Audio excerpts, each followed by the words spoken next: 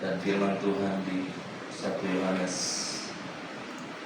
1 ayat 9 mengatakan, jika kita mengaku dosa kita, maka Ia adalah setia dan adil, sehingga Ia akan mengampuni segala dosa kita dan menyucikan kita dari segala kejahatan. Mari kita berdoa.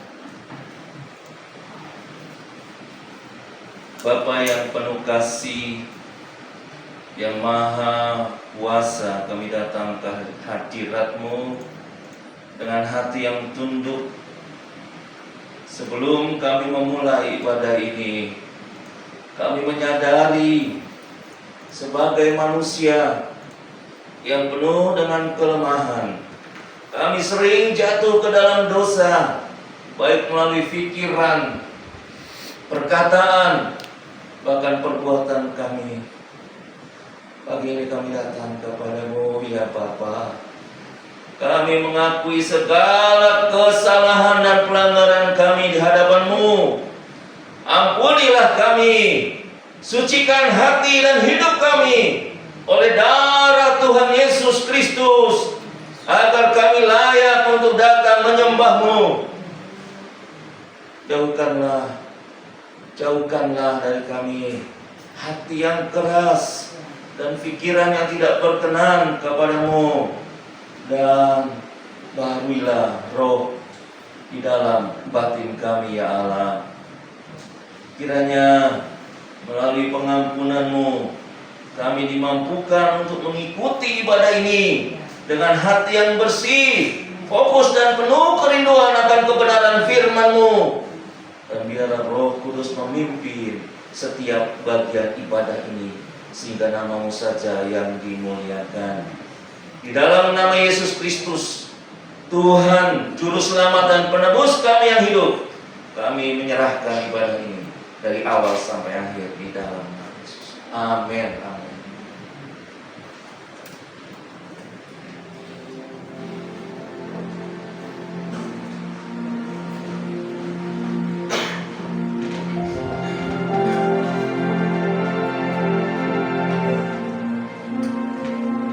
Bapak Ibu yang terkasih, mari saya undang kita sama-sama bangkit berdiri. Kita katakan satu dengan yang lain, mari kita bersuka cita di dalam Tuhan hari ini. Haleluya. Kita bersuka cita, kita bersuka cita. Amin. Haleluya. Kami mengucap syukur Tuhan buat kesempatan pagi hari ini. Terima kasih sepanjang minggu ini Tuhan sudah melihara hidup kami. Terima kasih Tuhan. Kalau hari ini kami mau menyenangkan hati Tuhan dengan pujian syukur kami kepada Tuhan. Tuhan sucikan, kuduskan, layakkan kami. Kami mohon Engkau hadir di tengah-tengah kami Tuhan, melawat setiap hati kami, menjamah kami ya Tuhan Yesus. Biarlah kami boleh dapat merasakan kehadiran-Mu ya Tuhan. Kehadiran-Mu hadir di tengah-tengah kami. Terima kasih ya Roh Kudus. Terima kasih. Kami serahkan ibadah kami dari awal pertengahan hingga sampai akhir tangan Tuhan. Biarlah nama-Mu saja yang kami tinggikan. Biarlah nama-Mu saja yang kami agungkan ya Tuhan. Kami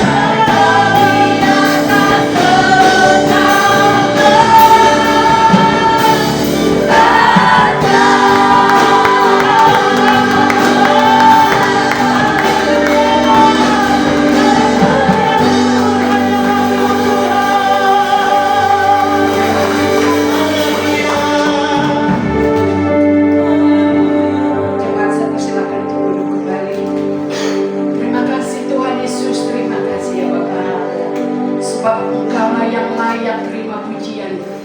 Engkau yang layak ditinggikan, diagungkan. Kami bersyukur Tuhan buat kesempatan siang hari ini Tuhan. Kami mau menaikkan doa siapa kami kepada-Mu Tuhan. Kuduskan dan layakkan kami supaya setiap doa yang kami naikkan berkenan di hadapan Tuhan. Terima kasih Tuhan Yesus. Indonesia penuh dengan kemuliaan Tuhan. Diberkatilah Indonesia dari Sabang sampai Merauke. Kau tahu Tuhan apa yang dialami bangsa ini. Untuk itu kuatkan dan teguhkan Tuhan bangsa ini, supaya bangsa ini tetap berharap kepada Tuhan dan mengandalkan Tuhan dalam setiap aspek kehidupannya.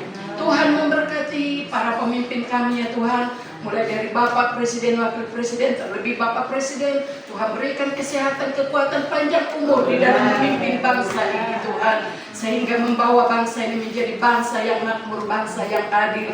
Berikan keberanian kepada Presiden kami Tuhan, di dalam Tuhan menjalankan tugas ini ya Bapak. Kami tahu bangsa ini bangsa yang besar. Untuk itu Tuhan kami menyerahkan Tuhan bangsa ini ke dalam tangan-Mu. Kiranya Tuhan yang memberkati, memberikan juga Tuhan keberanian kepada aparat kami TNI Polri ya Tuhan, di dalam menjaga bangsa ini ya Tuhan. Berkati Tuhan para pemimpin kami ini Tuhan, mulai dari pemerintahan pusat sampai pemerintahan daerah ya Tuhan. Tuhan kiranya memberkati, Tuhan memberkati Tuhan semua yang ada di bangsa ini, pertanian bangsa ini, perekonomian bangsa ini, bahkan keuangan bangsa ini kami serahkan ke dalam tangan-Mu Tuhan. Kami yakin dan percaya Tuhan akan memberkati lebih lagi Indonesia. Terlebih Tuhan yang memberikan kekuatan bagi saudara-saudara kami yang mengalami musibah banjir, tanah longsor ya Bapak. Tuhan berkati bangsa ini Tuhan, jangan biarkan bangsa ini mengalami kelaparan. Untuk itu Tuhan yang memberkati ya Bapak. Terima kasih ya Tuhan, terima kasih Yesus. Tuhan juga kiranya memberkati gereja-gereja-Mu Tuhan yang saat ini beribadah. Tuhan memberkati ya Bapak berbagai denominasi yang ada di gereja di Indonesia ini ya Tuhan. Jadikan gereja-Mu Tuhan menjadi saksi-Mu, menjadi alat-Mu Tuhan, sehingga Tuhan gereja-Mu Tuhan boleh menjadi terang dimanapun berada. Dan kami rindu semakin banyak jiwa-jiwa yang datang menyembah Yesus sebagai Tuhan dan Juru Selamat yang hidup. Terima kasih Tuhan. Tuhan juga memberkati gereja kami di tempat ini, Gereja Bethel Indonesia Gading Serpong. Tuhan, nyatakan kasih-Mu Tuhan. Kami rindu gereja kami ini Tuhan menjadi gereja kesaksian di GB Gading Serpong ya Tuhan. Berkati lingkungan gereja ini, depan belakang kiri kanan ya Tuhan. Dan juga gereja-gereja yang ada di samping kiri kanan kami. Tuhan berkati. Kami rindu Tuhan menuai bersama-sama, menuai jiwa-jiwa ya Tuhan. Terima kasih Tuhan Yesus, terima kasih. Berkati juga setiap jemaat-Mu yang beribadah pada siang hari ini. Tuhan kiranya memberkati setiap jemaat-Mu. Kami Tuhan berdoa buat saudara-saudara kami yang mengalami sakit penyakit Tuhan yang menjamah menyembuhkan. Secara khusus kami berdoa buat Ibu Desi. Tuhan kuatkan dan teguhkan hatinya. Tuhan yang menjamah Ibu Desi, berikan sukacita dan sejahtera kepada Ibu Desi, sehingga Ibu Desi Tuhan boleh menjadi saksi-Mu, menjadi alat-Mu bagi keluarga besarnya ya Tuhan. Terima kasih Tuhan. Berkati juga setiap kami di tempat kami tinggal, kami menjadi terang, menjadi saksi-Mu Tuhan. Dan melalui kehidupan kami juga Tuhan, semakin banyak jiwa yang mengenal Tuhan. Terima kasih Tuhan Yesus, terima kasih kami menyerahkan ibadah kami ini ke dalam tangan-Mu. Kiranya nama Tuhan saja yang ditinggikan, nama Tuhan saja yang diagungkan. Kebaktian kami ini kebaktian yang memuliakan nama Tuhan. Terima kasih Tuhan Yesus, terima kasih Bapa. Kami serahkan doa-doa kami ini ke dalam tangan-Mu. Kiranya Tuhan yang memimpin mulai dari awal akhirnya ya Tuhan, nama-Mu saja yang ditinggikan. Mari Bapak Ibu kita siapkan persembahan kita. Kita akan memberikan persembahan. Tuhan Yesus, kami juga mau memberikan persembahan. Berkati setiap jemaat-Mu ya Tuhan yang saat ini memberi. Berikan kepada kami hati yang suka memberi, supaya kami memberikan yang terbaik untuk kemuliaan nama-Mu saja ya Tuhan. Terima kasih Bapak, kami beri dengan ucapan syukur hanya di dalam nama Yesus. Haleluya. Amin. Bapak Ibu Saudaraku yang sudah menulis formulir permohonan doa, nanti bisa langsung ditaruh di kotak persembahan. Ada namanya permohonan doa. Oke, yuk kita akan menjalankan persembahan kita. Allah yang kekal.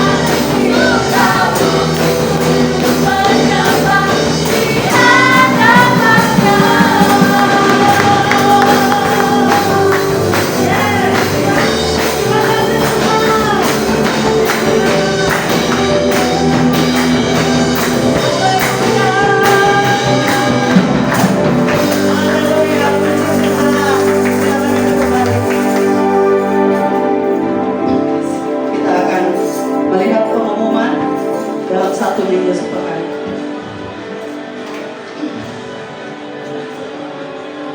Sekolah minggu seperti hari Minggu pukul 8 di tempat ini.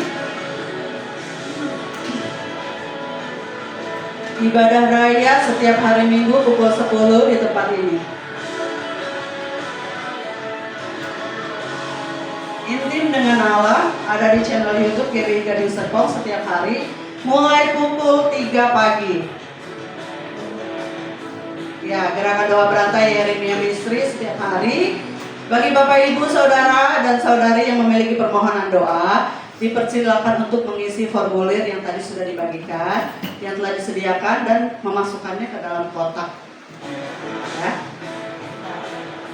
Nanti kita akan doakan. Ibadah WBI edisi Valentine tanggal 14 Februari. Dress code-nya warna pink. Jangan lupa membawa coklat. Jangan coklatnya kecil-kecil ya. Ya. Ini ada jadwal komsel, ada komsel Joy, komsel Berkat, komsel Victory, komsel Velos. Diharapkan jemaat bisa bergabung dengan komsel terdekat yang belum berkomsel. Mari sama-sama kita berkomsel. Haleluya, puji Tuhan. Haleluya. Mari Bapak Ibu, kita persiapkan hati kita untuk mendengarkan firman Tuhan siang hari ini. Buka hati saudara untuk menerima kebenaran firman Tuhan. Bila firman Tuhan itu yang selalu membentuk hati kita, sehingga lewat firman itu kami hidup kita senantiasa diterangi dan jalan kita juga diterangi oleh Tuhan. Haleluya. Terima kasih Tuhan. Sungguh Kau luar biasa. Kasih setiamu yang tak pernah berkesudahan dengan kami. Terima kasih ya Tuhan. Dia Yesus telah mati bagiku. Dia Tuhan selamatkan jiwaku.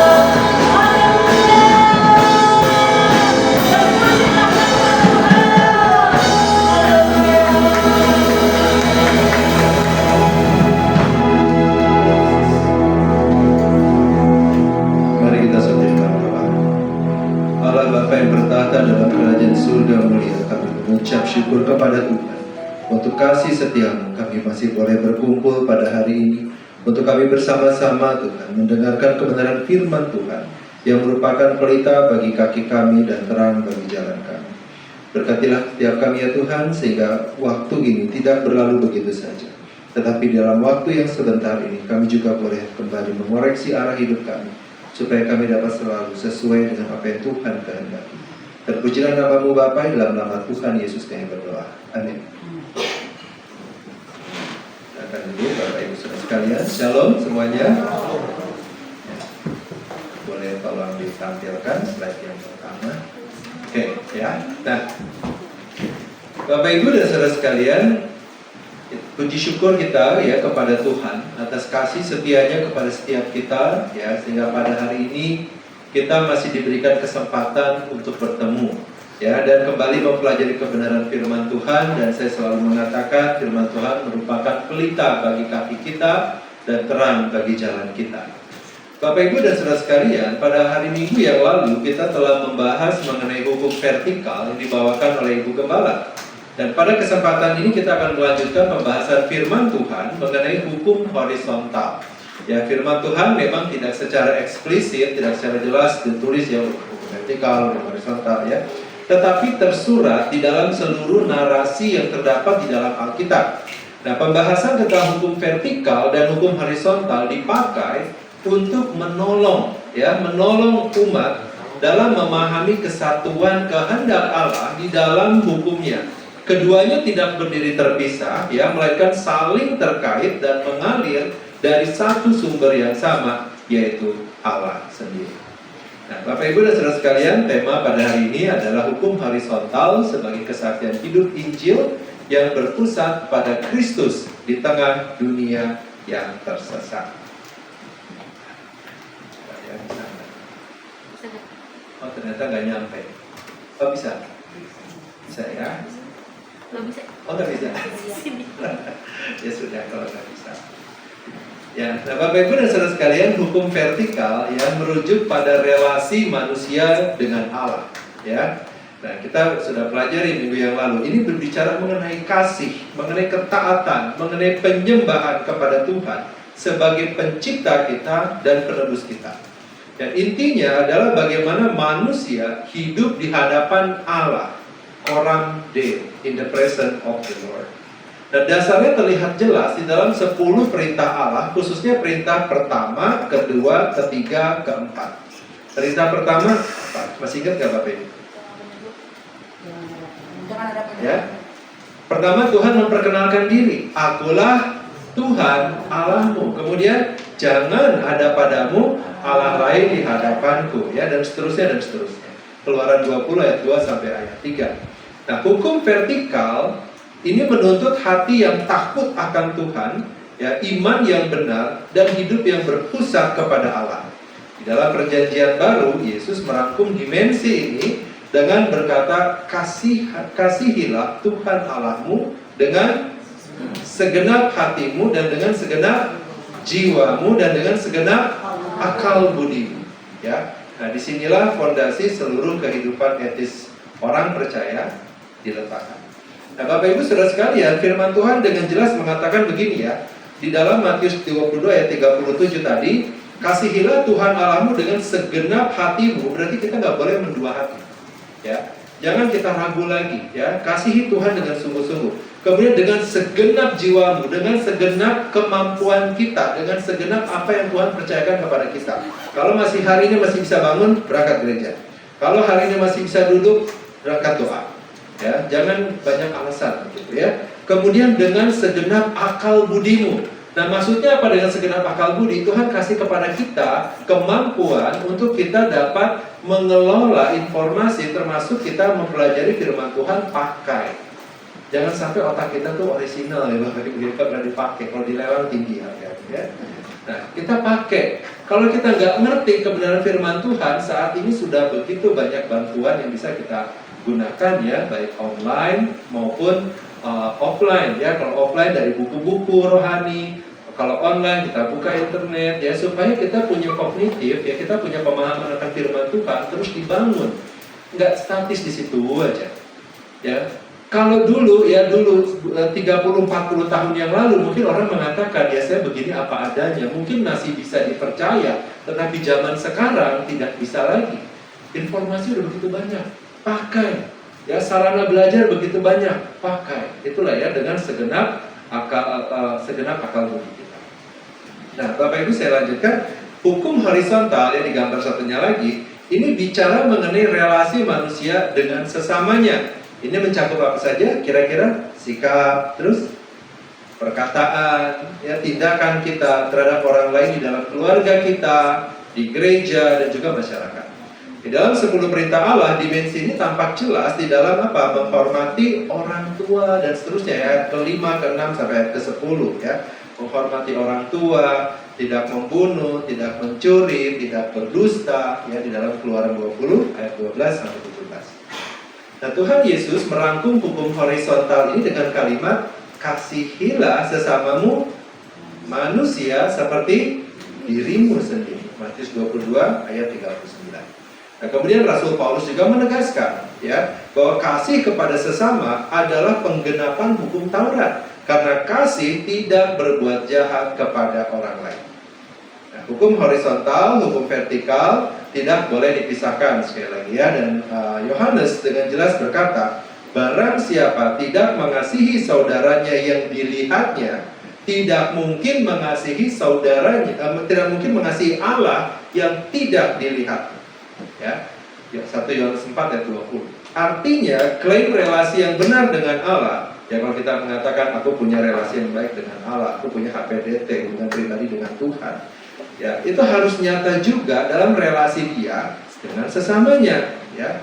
Tetapi urutannya jangan dibalik ya. Kasih kepada sesama bukan dasar keselamatan, melainkan buah dari relasi yang telah dipulihkan dengan Allah melalui Kristus.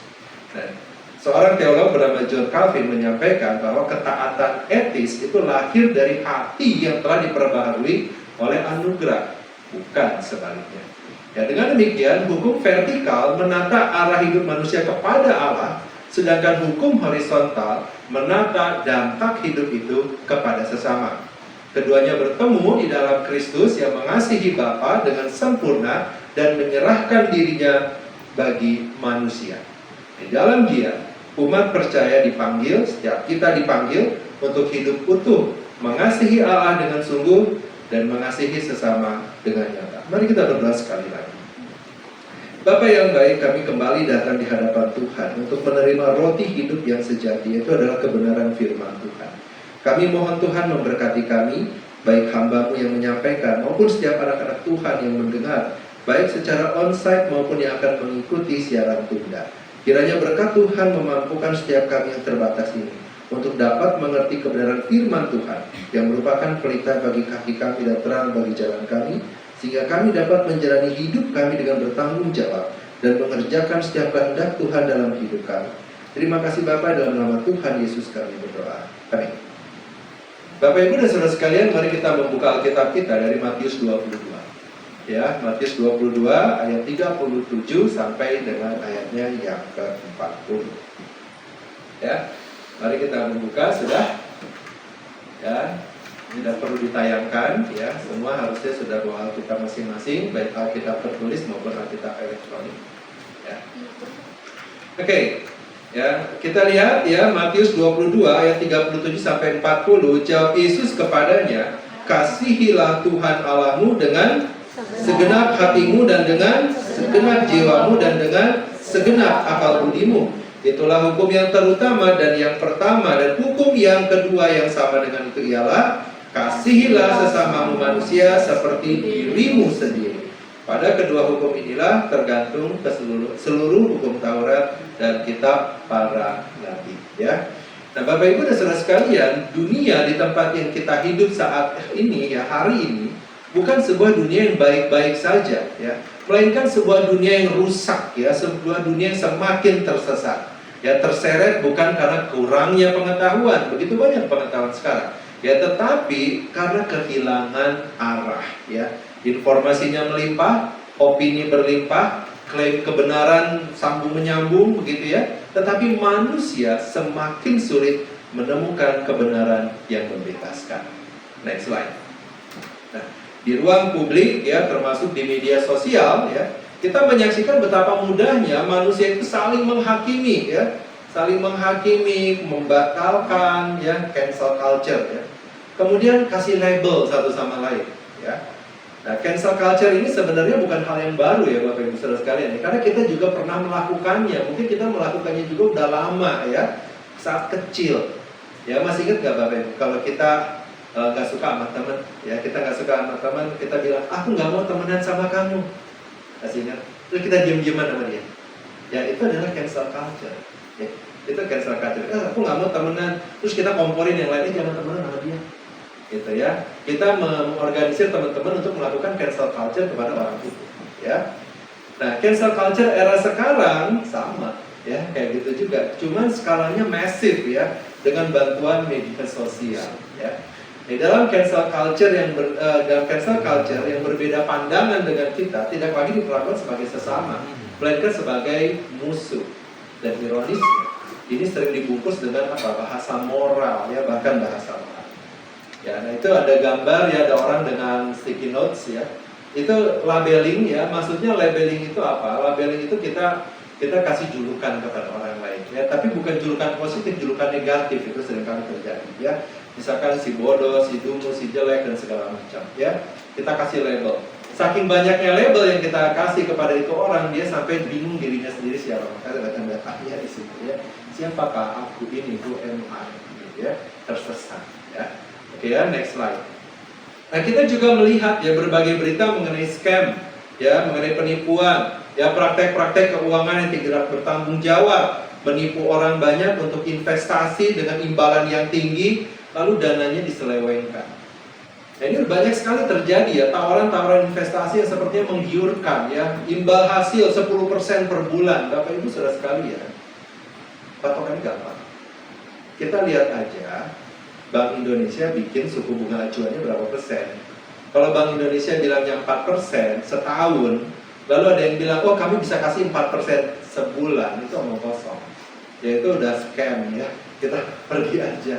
Kalau ada orang ya undang kita, ayo kita ketemuan mau ngobrol-ngobrol ya, tiba-tiba dikeluarkan tabletnya, dia terjemah, dia kasih presentasi. Oh usaha ini bisa menghasilkan 10% per bulan. Ya Bapak Ibu, demi pertemanan Bapak Ibu bilang terima kasih untuk waktunya, saya tidak berminat dan sampai jumpa. Gak usah dengerin lagi. Kan itu scam. Sekarang logika kita aja, kalau dia memang bisa menghasilkan 10% per bulan, ngapain ngajakin orang? Ya usaha aja sendiri, gitu ya. Nah ini sayangnya banyak kejadian-kejadian yang seperti itu dan orang masih terjebak, jeblos ya. Ikut-ikutan ya, investasi bodong ya, dananya nggak tahu kemana ya. Nah kemudian kita juga bisa melihat ya, minggu lalu ya ada kehebohan di pasar modal Indonesia sehingga indeks harga saham gabungan mengalami koreksi yang begitu dalam dan beberapa kali dilakukan yang namanya trading halt ya. Trading halt itu orang nggak bisa beli, nggak bisa jual gitu ya. Kemudian ada pihak-pihak juga yang mengatakan pasar modal Indonesia saat ini sedang dalam pemantauan khusus. Dan jika tidak segera dilakukan perbaikan, maka pasar modal Indonesia bisa dikategorikan sebagai pasar modal kategori kecil atau yang disebut dengan frontier market, sehingga akan semakin membatasi arus dana investasi yang dari luar masuk ke Indonesia. Ya, next slide. Nah, kita juga melihat ya minggu lalu itu benar-benar sesuatu gitu ya.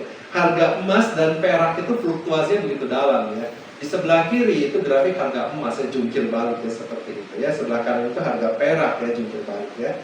Nah, apa yang dianggap oleh banyak orang sebagai suatu kestabilan dijadikan sebagai standaran, hari-hari ini semuanya diguncang oleh Tuhan. Ya, boleh next slide. Nah, di dalam ibadah DPP tanggal 31 Januari yang lalu ya, disampaikan sebuah tema, yaitu adalah pusat hidup kita. Nah, bagi banyak orang, pusat itu seringkali namanya apa? Ya bisa dilihat di situ ya.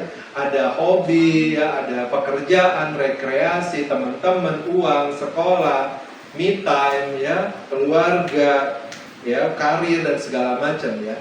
Hal-hal itu pada dasarnya tidak salah, ya. Alkitab tidak pernah meremehkan bekerja, bertanggung jawab, atau hikmat di dalam kita mengelola kehidupan kita. Tetapi masalah kemudian muncul ketika hal-hal yang baik itu tadi bergeser dari posisi sebagai sarana kepada Kristus, tapi malah naik tahta menjadi pusat itu sendiri. Ya, pada titik itu jadilah yang namanya berhala, dan yang namanya berhala itu akan selalu menuntut lebih daripada yang bisa dia berikan. Ya, itu sebabnya kita bisa dapat melihat bagaimana manusia saat ini bertindak sebagai homo homini lupus. Manusia yang bertindak seperti serigala bagi sesamanya, melakukan apapun yang perlu dilakukan untuk memuaskan hawa nafsunya sendiri. Ya. Padahal sebagaimana juga dikatakan oleh Santo Agustinus, hati manusia itu adalah seperti lubang yang tidak memiliki dasar, melestit. Semakin diisi, makin minta lagi. Ya, tidak akan ada pernah cukupnya. Ya. Nah, di tengah dunia seperti inilah, Bapak Ibu Saudara sekalian, kekristenan tidak lagi dipertanyakan seberapa fasih berbicara tentang kebenaran, tetapi bagaimana kebenaran itu dihidupi di dalam relasi kita, dalam relasi nyata kita. Pertanyaan mendasarnya bukan lagi apakah gereja masih memberitakan Injil, melainkan apakah Injil dapat dilihat dari cara umat Tuhan memperlakukan sesamanya. Ya. Jangan sampai bilang, katanya Kristen tapi begitu. Katanya Kristen korupsi. Katanya Kristen nyolong. Kita disorot Bapak Ibu Saudara sekalian. Ya, kemana kita berada, kita menjadi suatu benchmark, ya, suatu patokan bagaimana harusnya orang itu hidup. Ya. Maka jangan sampai kita salah. Kita nggak boleh salah. Itulah sebabnya kita diminta untuk menggunakan segenap akal budi kita. Ya, kita gunakan semua kepandaian yang Tuhan berikan. Bagaimana kita memaksimalkan apapun yang Tuhan percayakan dalam hidup kita. Jangan sampai nanti ketika orang melihat kita, loh, orang Kristen kok begitu. Tapi baiklah orang melihat kita, oh dia nggak akan melakukan hal seperti itu karena dia adalah orang Kristen. Jadikan contoh, ya. Nah, di sini relevansi tema hukum horizontal itu menjadi penting. Ya, Tuhan Yesus sendiri menempatkan kasih kepada sesama bukan sebagai tambahan, ya, melainkan sebagai konsekuensi. Nah, ini ya Bapak Ibu ya, konsekuensi. Konsekuensi apa? Konsekuensi dari kasih kepada Allah. Di dalam Matius 22, Tuhan Yesus tidak mengatakan bahwa kedua hukum itu sekedar penting. Dia berkata bahwa hukum itu sama dengan hukum yang pertama. Artinya kasih kepada Allah yang tidak kasih kepada Allah yang tidak berwujud dalam kasih kepada sesama bukanlah kasih yang sejati. Kita mengaku aku mengasihi Tuhan. Lagunya ada ya, aku mengasihi Engkau Yesus, lagu lama ya, dengan segenap hatiku. Tapi kelakuan kita ke orang lain tidak mengasihi, omong kosong. Ya. Ini kita yang namanya hukum vertikal dan horizontal tidak berdiri sendiri-sendiri.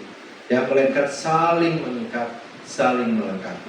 Tadi saya mengatakan konsekuensi. Konsekuensinya apa? Kita yang tidak layak. Nah, ini kita harus ingat baik-baik ya Bapak Ibu.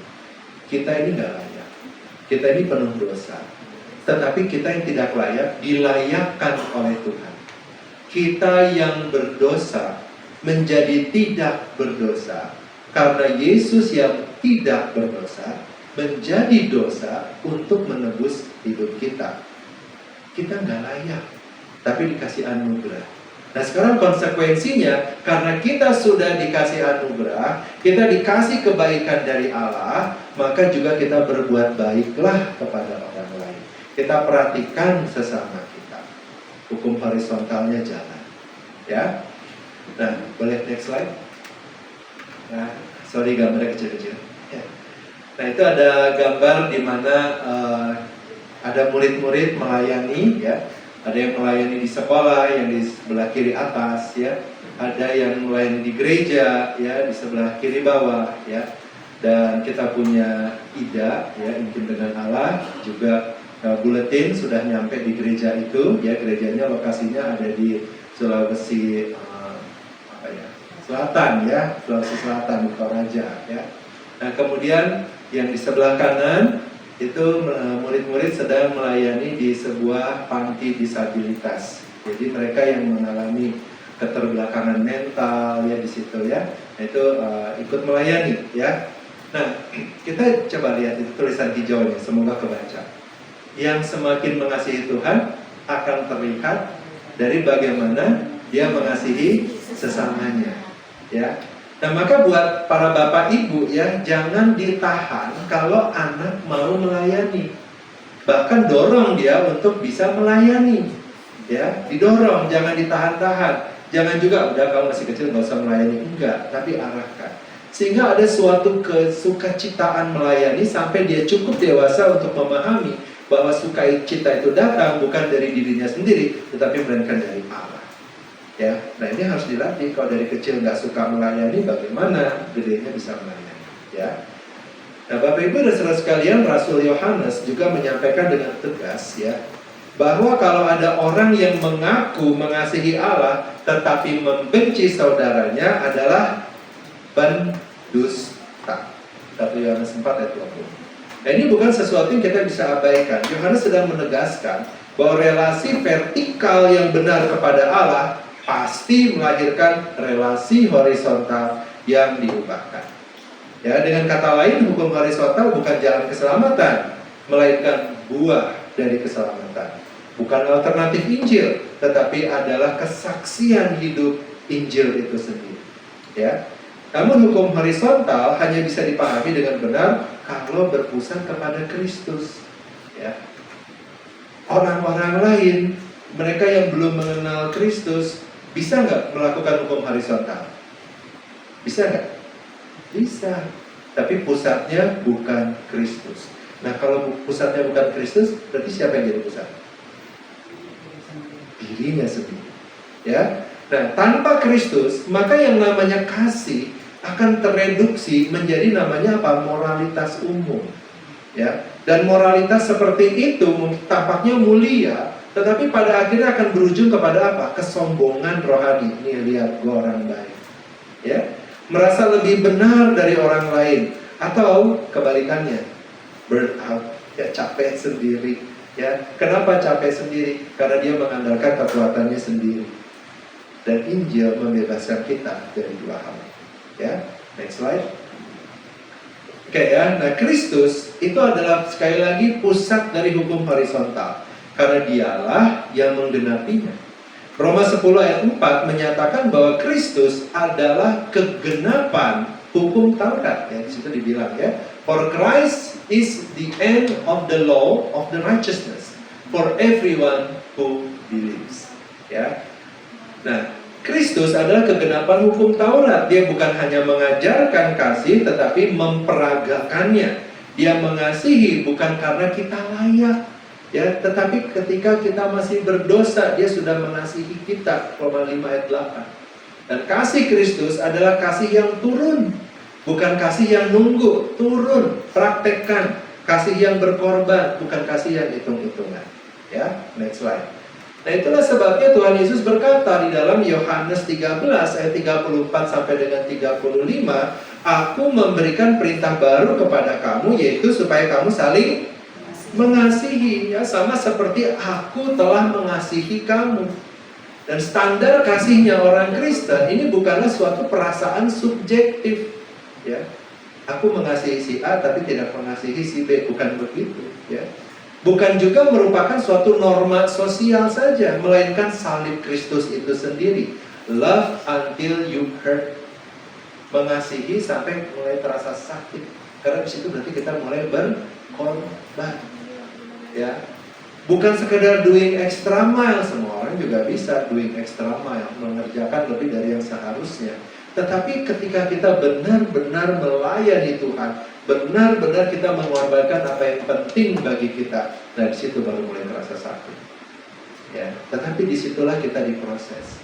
Ya, kalau kita masih merasa berat, nah berarti hati-hati, boleh jadi masih ada berhala dalam hidup kita. Ya, oke, boleh next slide. Nah, ketika kita memandang ya dunia hari ini, kita bisa melihat betapa jauhnya dunia dari pola kasih seperti ini. Ya. Budaya digital misalnya ya, telah membentuk manusia yang reaktif, ya, bukan reflektif, reaktif, langsung viral, ya, pakai hoa ya, teriak-teriak ke sana kemari, ya, cepat dalam menghakimi, ya, satu kesalahan seseorang ya dapat disebarkan dalam hitungan detik mungkin ya, lalu diadili oleh massa begitu banyak tanpa ada kesempatan untuk melakukan pembelaan. Banyak orang mungkin sekarang sedang merasa melakukan suatu kebenaran, tetapi lupa bahwa kebenaran tanpa kasih akan selalu melukai. Sekali lagi, kebenaran tanpa kasih akan selalu melukai. Padahal firman Tuhan dengan jelas mengingatkan bahwa orang benar dipanggil untuk memimpin sesamanya kembali ke jalan yang benar dengan roh yang lemah lembut, Galatia 6 ayat 1, bukan dengan penghukuman publik. Next slide. Nah, di sisi lain, kita juga hidup dalam budaya individualisme yang semakin mengakar. Ya, coba satu kata yang Bapak Ibu bisa ajukan ya dari gambar 4 itu apa? Satu kata.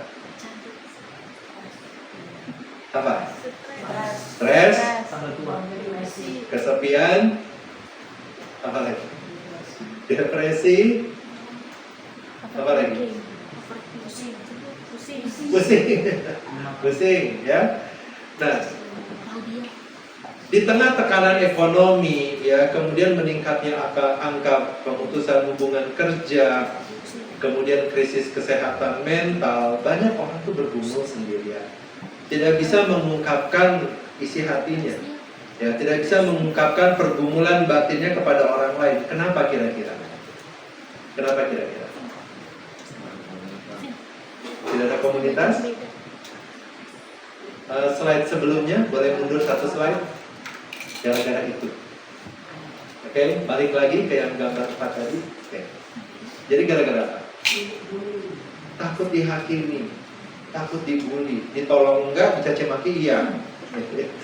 Kadang-kadang mama saya bilang ke saya begini, kamu kalau lagi susah ngadu sama Tuhan, jangan ngomong ke orang lain, karena mereka itu bukannya nolong malah akan mencaci maki kamu. Boleh jadi malah mereka bersorak-sorai atas kesusahan yang kamu hadapi. Ngadu aja sama Tuhan. Gitu ya. Nah, inilah dunia kita sekarang, Bapak Ibu ya, sedih ya. Ya, kita mau ngomong sama siapa gitu ya. Kalau kita ngadu sama orang lain ya, nanti kita akan dihakimi begitu ya. Nah, ini memang banyak ya kejadian seperti ini ya. Nah, lalu apakah orang-orang yang ada di gambar itu salah? Mereka diam aja, mereka nggak mau ngomong. Apakah mereka salah? Ya, nggak sepenuhnya salah ya. Kenapa? Karena kecenderungan masyarakat saat ini mengadili dulu, baru tanya, ya. Mengadili dulu, tanya kemudian, ya. Mulutnya dulu ngomong, baru tanya beneran apa yang terjadi sebenarnya, ya. Sehingga akhirnya apa? Banyak suatu teriakan, ya, banyak tangisan batin tidak terdengar, disimpan sendiri. Ya, next slide. Contoh, ya, contoh. Kalau pria curhat mengenai pergumulannya, dianggap apa, bapak-bapak? Dianggap? Oke, yang jawab ibu-ibu. Coba bapak-bapak, ya, para pria, ya, kalau curhat mengenai pergumulannya, dianggap apa nanti? Dianggap lemah. Tapi yang jawab tadi siapa ya? Ya. Nah, kalau pria itu curhat mengenai pergumulan dianggap lemah. Kalau nangis dianggap cengeng, ya. Nah, ini sebetulnya bukan daripada mulanya ya, tapi adalah suatu konstruksi sosial ya. Konstruksi sosial dan norma budaya yang kuat mengenai peran gender. Pria diharapkan menjadi kuat, tegar. Ada tegar? Oh, tegar banget ya. Tegar ya, dan tahan terhadap tekanan emosional. Anak laki-laki sering dikasih pesan seperti jangan cengeng, harus jadi kuat. Sehingga akhirnya gimana? Mereka terbiasa menekan emosi negatif mereka atau mengekspresikannya dengan tidak langsung. Akhirnya waktu dewasa banyak pria merasa tidak aman, insecure, takut dihakimi ketika menunjukkan kerentanan, melarang atau mengejek ekspresi emosional pada para pria. Ini bisa mengakibatkan apa? Numpuknya stres, isolasi emosional kayak di gambar yang sebelumnya. Resiko kesehatan mental juga lebih tinggi karena mereka tidak belajar cara mengelola perasaan secara sehat, dan juga mereka tidak mendapatkan dukungan sosial ketika membutuhkan. Ya, nah, wanita ya mungkin tidak menghadapi stigma yang sama persis kalau wanita menangis. tetapi mereka tetap menghadapi penilaian sosial melalui stereotip lain. Misalnya, oh kamu nangis, kamu terlalu emosional. Sementara yang namanya menangis atau berbagi pergumulan merupakan suatu cara sehat untuk mengelola emosi baik bagi para pria maupun wanita, dan itu bukan pertanda kelemahan. Mungkin sekali saat ini rumah sakit jiwa, isinya itu adalah orang-orang yang harus selalu kuat terus. Akhirnya mentalnya kalah. Ya, next slide. Dan ironisnya, budaya individualisme itu juga terjadi bahkan di dalam komunitas orang percaya. Kita berdoa tapi enggan terlibat. Kita berkata Tuhan memberkati kepada seseorang, ya, tetapi kita tidak bertanya apa sih yang menjadi pergumulan kami. Ya, saya sangat bersyukur beberapa kali kita pernah kita doa bareng berkeliling ya, berlingkaran, lalu kita tanya sebelah kita apa yang mendoakan. Ya, kemudian tadi ya ketika kita datang kita dikasih amplop untuk tulis permohonan doa. Ya. Bapak Ibu Saudara sekalian, kalau ada Bapak Ibu yang merasa takut dihakimi, nanti kalau gua curhat dibilangnya cengeng. Ya, dibilang lemah. Ya, Bapak Ibu ini kesempatannya tulis dan Bapak Ibu nggak akan dihakimi. Ya, coba kita wujudkan kepedulian. Ya, hukum vertikal kita praktekkan, hukum horizontal juga perlu dipraktekkan. Kita mengasihi sesama, mulai dari cara yang paling sederhana, doakan. Aku mengasihi engkau, tapi kita nggak pernah doain dia, omong kosong. Ya, oke lah, mungkin keuangan kita beda-beda ya satu sama lain ya. Semangkok bakso bagi seseorang bisa merupakan suatu hal yang sangat remeh, tapi orang lain bisa berarti nggak makan dia seharian itu kalau dia traktir bakso buat orang lain. Ya kita nggak usah ngomong lah. Tapi yang paling sederhana yang bisa kita lakukan, doain. Ya. Dan Bapak Ibu nggak usah ngomong ke orang itu juga nggak apa-apa ya. Tapi kalau Bapak Ibu itu melihat ya, ada yang lagi kayaknya bermasalah nih, coba ditanya, dia nggak mau ngomong nggak apa-apa, dia itu haknya dia. Kita pulang, Tuhan aku berdoa untuk Mr. X, aku berdoa untuk Mrs. Z. Dia tadi terlihat begitu berbeban berat. Aku tidak tahu masalahnya apa, tapi Tuhan tahu. Ya kita mulai peduli ya satu sama lain. Jangan dibiarin gitu loh. Ya, jangan malah kita injak-injak ngerasain punya dosa sih, tapi obat sih. Malah kita hakimi, kita injak-injak. Itu kan namanya kebenaran tanpa kasih, nggak boleh. Kita tolong, ya. Tapi yang ditolong juga jangan sok kuat, ya. Jangan mengatakan oh baik, aman, tapi dalam hatinya sedang menjerit, aku butuh pertolongan. Ya bilang aja, oh ya ini memang ada masalah, kalau doain ya, gue belum bisa sharing masalahnya apa, tapi boleh. Itu suatu hal yang simpel, tapi perlu kita lakukan, ya. Nah, oke, jadi kita bergerak ya dari kata-kata menjadi suatu tindakan nyata. Ya, boleh next slide. Nah, sekarang khusus para bapak, para calon bapak, tolong perhatikan, ya. Nah, di zaman ini ya sering ditemukan orang-orang termasuk kategori fatherless generation, generasi nggak punya bapak.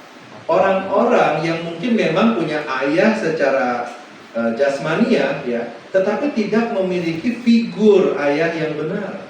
Ya mungkin karena ada kekerasan dalam rumah tangga. Mungkin karena ayahnya tidak pernah hadir dalam momen-momen penting di mana anak-anak membutuhkan kehadiran sosok ayah dalam hidup mereka. Bukan sekedar uang saku, uang sekolah, uang-uang yang lain. Bentar lagi siapin uang amplop, jangan lupa. Ya. Tapi adalah ayah yang hadir untuk mereka, ada di situ, ngobrol dengan mereka, bercanda dengan mereka, beraktivitas bersama dengan mereka, bercengkrama, menjadi teman sekaligus mentor dan juga figur otoritas bagi anak-anak. Ya, para bapak ini menjadi tempat untuk anak-anak itu belajar akan dunia ini. Ya, tempat konsultasi. Ya, mulai dari hal-hal yang remeh. Aku sebaiknya hari ini makan apa ya? Seorang anak nanya kepada orang tuanya. Jangan kita bilang makan aja dipikirin. Ya. Tapi kita latih supaya dia bisa memikirkan sendiri apa yang sebaiknya dia makan. Kamu maunya makan apa? Oh, aku maunya makan ayam. Ayamnya digoreng, pakai banyak bumbu, pakai nanti makannya nasinya tambahin kecap asin, kecap manis, campurin semua. kamu mau sakit. Sebagai orang tua kita bisa ngomong, kamu mau sakit. Kebanyakan garam nggak bagus. Ya, kamu tambah lagi kecap, tambah lagi gula. Tidakkah kamu tahu bahwa Tuhan kepengen badan kamu sehat? Nah, kita sebagai orang tua kan bisa hati anak seperti itu, ya. Nah, sekarang kalau anaknya remaja, Pak, nih, apalah mereka panggil Bapak Ibu, aku boleh nyobain minuman keras nggak? Jangan langsung ditampar, plok. Enggak. Tanya, kamu kenapa? Berpikir bahwa kamu perlu. Ya, tanya dulu motivasinya apa. Oh, mungkin dia circle-nya jelek di sekolah. Dia ngomong, teman-temanku pada minum minuman keras begitu, aku jadi pengen nyobain. Oh, jadi masalahnya dia pengen coba. Ya. Nah, kasih tahu dulu apa sih di dalam minuman keras itu, kenapa orang banyak yang kepengen. Nah, udah kasih tahu, tanya gimana, masih mencoba? Iya, masih mau, makin semangat malah. Ya udah, kita coba bareng-bareng. Orang tuanya mendampingi. Jangan biar kamu coba ntar kasih tahu papi ya. Jangan, bareng, cobain. Bukan mabok bareng, cobain. Ya begitu dicobain, aduh nggak enak. Nah sekarang kamu tahu. Jangan terusin, mahal loh ini. Ya, satu botol ini bisa buat bayar uang sekolah kamu 2 bulan. Kok papi beli supaya kamu tahu? Bahwa yang kayak gini nggak mahal. Buat kita ini jadinya buang-buang uang. Kita bisa pakai buat yang lain. Itu anak akan tumbuh dengan kuat untuk nolak godaan dari teman-temannya. Teman-temannya bilang, bancil nggak minum. Nah, bancil aja minum, jadi maksudnya apa? Ya, balikin gitu. Ya, tanpa menjadi suatu hal yang menakutkan buat mereka untuk menyatakan opini mereka. Ya. Nah, kemudian tempat ayah, orang tua menjadi tempat konsultasi hal-hal yang remeh seperti tadi, sampai pertanyaan-pertanyaan yang kritis, pertanyaan-pertanyaan yang serius, ya. Apa itu iman? Apa itu arti hidup? Nah, di sini inilah peran ayah di luar pencari nafkah bagi keluarganya.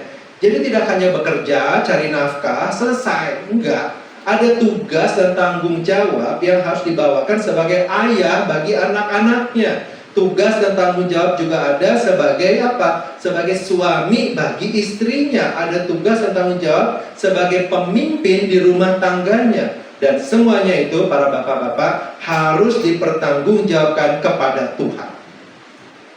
Ya, nggak bisa cuman ya jalannya begitu. Nggak bisa. Semua harus dipertanggungjawabkan kepada Tuhan.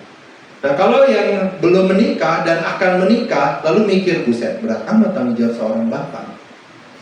Lalu memutuskan, kayaknya gue masih harus siap-siap ya. Oke, good, bagus, siap-siaplah dulu.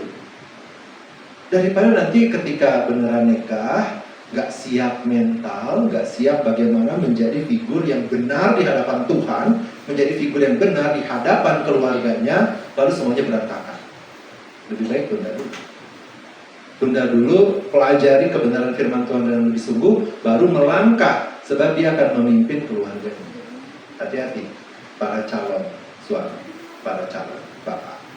Yang udah jadi bapak gimana? Refleksi aja sendiri, udah dikerjakan belum? Kalau belum bertobat, selagi masih ada waktu. Ya, selagi masih ada waktu. Ya, nah Bapak Ibu dan saudara sekalian, boleh next slide. Di dalam gereja, hukum horizontal ini juga tampak ketika kita menolak membangun sekat-sekat rohani berdasarkan preferensi sekunder. Bahasanya ribet, ya. Misal kita cuma mau ngegrup sama yang kerjaannya sama. Kita ngegrup sama yang pelayanannya sama. Kita ngegrup dengan yang usahanya sama, latar belakang pendidikannya sama, status ekonominya sama. Kalau sama yang lain nggak mau, nggak level, nggak nyambung alasannya, nggak boleh ya Bapak Ibu.